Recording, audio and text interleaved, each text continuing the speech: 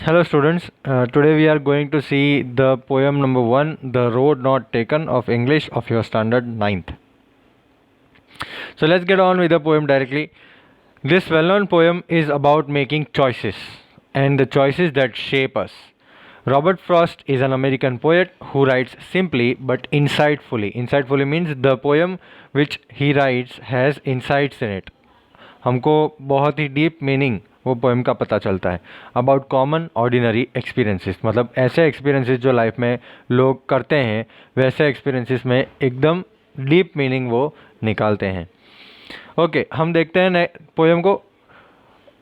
Poem है choices पे कि भाई चॉइस कौन सी लेनी चाहिए लाइफ में और वो चॉइसेस ही हमको बनाते हैं. Two roads diverged in a yellow wood and sorry I could not travel both. दो रोड्स, दो रास्ते, डाइवर्ज मतलब in a yellow wood. Yellow wood की बात हम करते हैं तो वो एक ऐसी पॉइंट है, मतलब एक सीज़न है ऑटम का जब पतझड़ होता है तो येलो वुड बोला गया है. तो दो रोड्स डाइवर्ज होते हैं, अलग अलग रास्ते, दो रास्ते अलग होते हैं.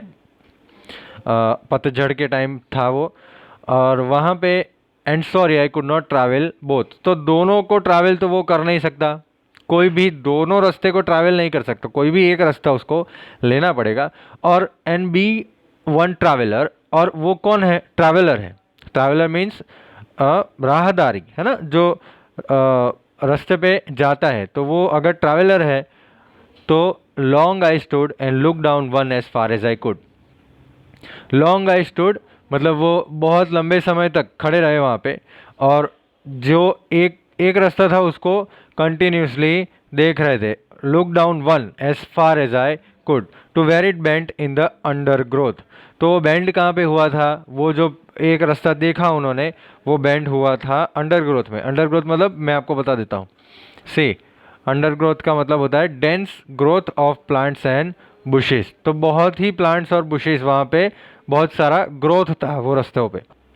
तो वहाँ पे वो टर्न हो रहा था, बेंड हो रहा था. एक रास्ता प्लांट और बुशेस पे बेंड हो रहा था, एक रास्ते पे बहुत सारे प्लांट और बुशेस थे. Then took the other just as fair. तो अभी उन्होंने दूसरा रास्ता देखा.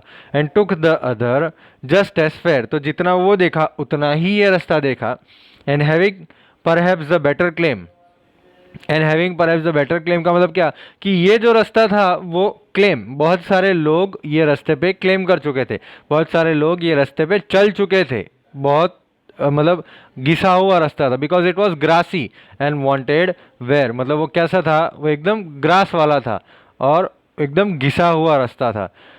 तो as for that the passing there had worn them really about the same. तो वहाँ पे जो पासिंग हुआ, जहाँ वहाँ पे जो लोग चले हैं कंटिन्यूसली, वो रास्ता कंटिन्यूसली यूज़ हुआ है, ठीक है. तो वो रास्ते पे लोग चले होंगे, वो रास्ते पे पासिंग हुआ होगा, और वो रास्ते को पासिंग होने के कारण एकदम घिस गया था. वॉन वॉन मतलब फट जाना, एक्चुअली वॉन मतलब फट जाना, लेकिन वो रास्ता जो था वो पूरा घिस गया था. चलते चलते लोग बहुत चलते चलते हैं ना, बहुत चलते हैं तो रास्ते ऑटोमेटिकली घिस जाते हैं. And both that morning equally ले. तो उनके सामने इक्वल दो रास्ते वो सुबह खड़े थे. In leaves no step had trodden black.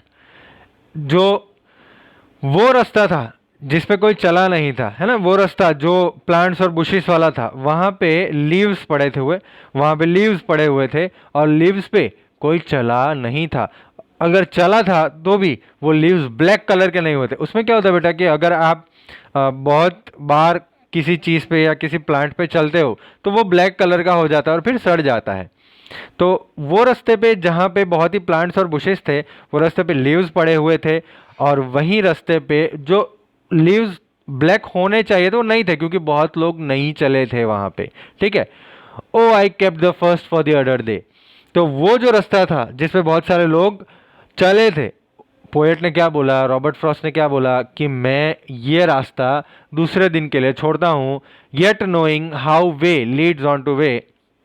मुझे मालूम है कि एक रास्ता दूसरे रास्ते को जन्म देता है, दूसरा रास्ता तीसरे रास्ते को जन्म देता है. जैसे एक चॉइस दूसरी चॉइस को जन्म देती है और दूसरी चॉइस तीसरी चॉइस को जन्म देती है. In the same way poet क्या बोल रहे हैं, मैंने पहला रास्ता दूसरे दिन के लिए छोड़ दिया कि मैं कभी चलूँगा वो रास्ते पे। ये रास्ते पे मैं आज चलूँगा जहाँ पे प्लांट्स और बुशेस है। मुझे मालूम है कि एक रास्ता दूसरे रास्ते पे मुझे लेके जाएगा, एक चॉइस दूसरे चॉइस पे मुझे लेके जाएगी। आई doubted if I should ever come back. तो वो रास्ते पे अगर मैं जाऊँगा तो मैं वापस आ पाऊँगा या नहीं, मुझे मालूम नहीं है। मुझे डाउट है कि मैं वापस आ पाऊँगा ये रास्ता चूज़ करने के लिए कि नहीं। I shall be telling this with a sigh. तो poet last paragraph, last stanza में क्या बोल रहे हैं कि मैं हंस करके लोगों को बताऊंगा, सबको बताऊंगा। Somewhere ages and ages hence. तो बहुत सालों पहले two roads diverge in a wood, दो रास्ते थे मेरे पास, and I took the one less travelled by. और मैंने वो रास्ता लिया जहाँ पे लोग नहीं जाते थे, जहाँ पे लोग कम चलते थे, जहाँ पे लोग कहीं बहुत सारे लोग नहीं जाते थे, 1 या 2% ही वो रास्ते पे जाते थे। And that has made all the difference. तो वही रास्ते पे चलने से मेरी ज़िंदगी में पूरा डिफरेंस आया है। वो रास्ते पे मैं चलता तो मैं एक ऑर्डिनरी पर्सन बन जाता, लेकिन ये रास्ते पे मैं चला हूँ जो रास्ता किसी ने चूज़ नहीं किया है, तो वो रास्ते पे मैं चल के एक अलग डिफरेंट लाइफ मुझे मिली है और मुझे ये रास्ता बहुत ही पसंद है। तो मैंने जो चॉइस लिया वो मैं एक्सेप्ट करता हूँ। मैंने जो भी चॉइस किया, ये रास्ता मैंने छोड़ दिया और ये रास्ता मैंने लिया, तो मैं वही चॉइस को एक्सेप्ट करता हूँ और मैं आगे बढ़ता हूँ। बहुत ही बढ़िया पोएम है बेटा। मैं आपको अगर सिंपल भाषा में समझाऊँ तो अगर आपकी लाइफ में अगर 2 चॉइसेस हैं, तो ऐसे बहुत सारे लोग होते हैं जो हमको बताते हैं कि भाई ये करना चाहिए, ये नहीं करना चाहिए, तो वहाँ पे हमारे पास चॉइसेस बन जाते हैं। जब चॉइसेस बन जाते हैं तो ऐसी चॉइसेस जो सब लोग ले रहे हैं और सब लोग आगे बढ़ रहे हैं वो चॉइसेस पे, ऐसी चॉइसेस लेने के बजाय ऐसी चॉइसेस लें जो कोई नहीं लेता है। ऐसी चॉइसेस लेने से हाँ आप अलग ही बन जाओगे, है ना। आप वो कॉमन लोगों से एक अलग ही बन जाओगे। You will be different from those ordinary people. तो चॉइसेस की बात की गई है यहाँ पे। This poem is written by Robert Frost. तो हम अभी आपके क्वेश्चन आंसर्स के बारे में बात करते हैं। Where does the traveller find himself, what problems does he face. तो ट्रैवलर फाइंड हिमसेल्फ आपको लिखना है ये, the traveller finds himself in the yellow woods at a point where the road forks in two, at a point where the road divides into two. Next line, the problem that he faces is that he cannot decide which road to take. मतलब क्या हुआ कि वो problem जो face कर रहा है वो क्या है कि वो डिसाइड नहीं कर पा रहा है कि कौन सा रोड उसको लेना है उसकी जर्नी में, उसका जो ट्रैवल है उसके अंदर। he cannot decide which road to take to continue his journey, since it is not possible him to travel both the roads. ये आपको आंसर लिखना है। तो येलो वुड का मतलब क्या होता है, discuss what this phrases mean to you. Question number 2, yellow wood का मतलब होता है ऑटम सीजन। आपको लिखना है yellow wood shows us autumn season, AUTUMN, autumn season. यहाँ पे ऑटम जो है ना बेटा, वो एक्चुअली क्या बताया गया है, हम पोएट को हमको क्या बताना चाह रहे हैं येलो वुड के नाम पे कि भाई ओल्ड एज। तो दोनों रास्ते आपने देखे है ना, एक रास्ते पे ये देखा कि भाई ओल्ड एज में क्या होगा, दोनों रास्ते पे देखा कि ओल्ड एज में ये होगा और ये चॉइस में ओल्ड एज में ये होगा। तो उसने जो चूज़ किया वो फ्यूचर के लिए चूज़ किया था। It was grassy and wanted wear. तो ये वो रोड की बात की जा रही है जहाँ पे वो ग्रास बहुत सारा था और वो रोड किसी ने यूज़ नहीं किया था। तो आपको आंसर लिखना है, it conveys that the road was full of grass and nobody has used that road.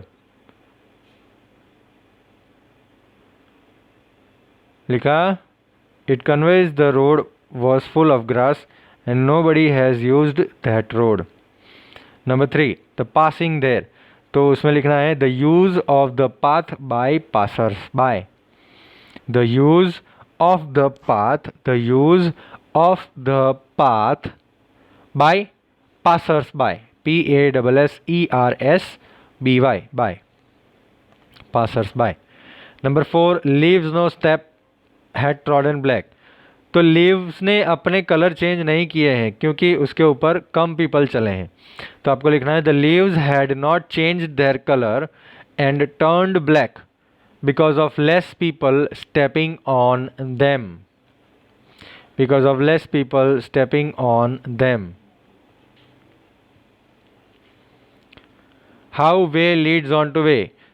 तो आपको आंसर में लिखना है this phrase means how certain decisions one makes in life could pave the way for many other decisions.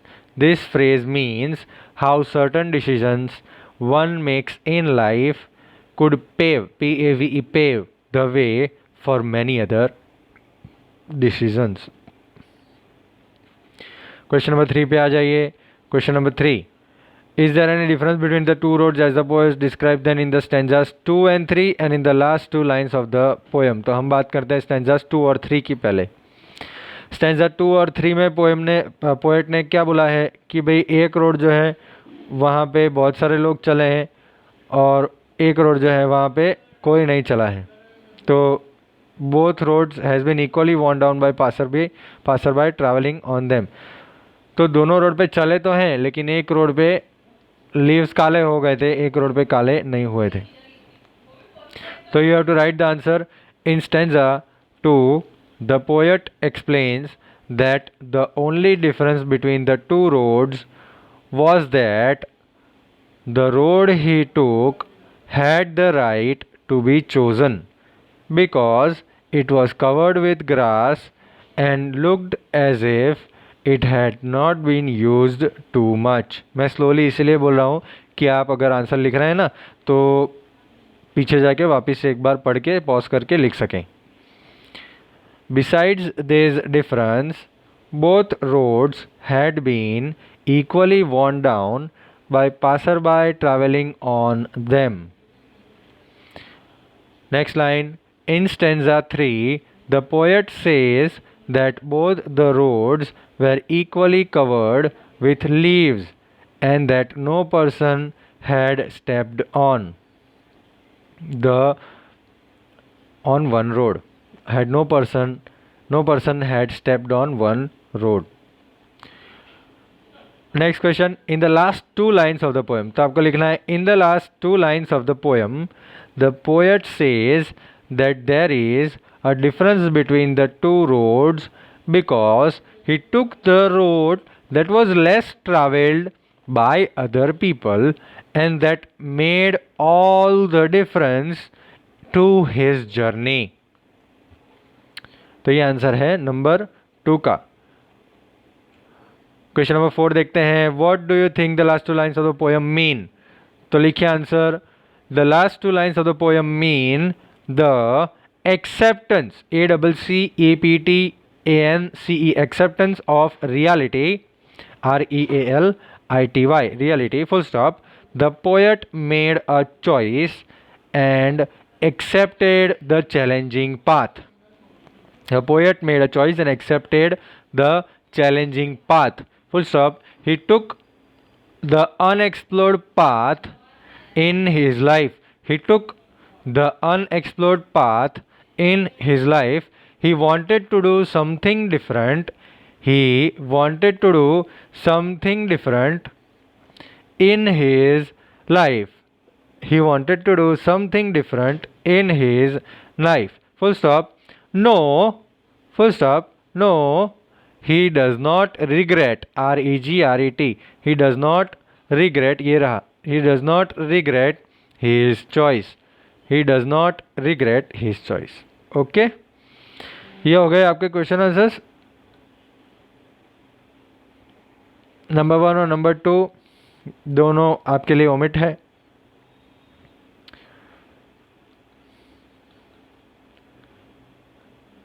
बहुत ही बढ़िया लिखा है, देखो जवाहरलाल नेहरू ने, time is not measured by the passing of years but by what one does, what one feels and what one achieves. तो time years के पास होने से नहीं मेजर होता है, हम उसको नहीं गिन सकते हैं, ईयर्स के पास होने से हम टाइम नहीं गिनते हैं, but by what one does, एक वो टाइम के अंदर आप क्या करते हो, आप कैसा फील करते हो और आप क्या अचीव करते हो अपने लाइफ में, वो होता है टाइम।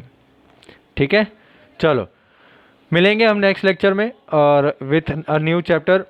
आपका नेक्स्ट चैप्टर जो है वो हम देखेंगे और क्वेश्चन आंसर्स उसके सॉल्व करेंगे। चलो बाय बाय।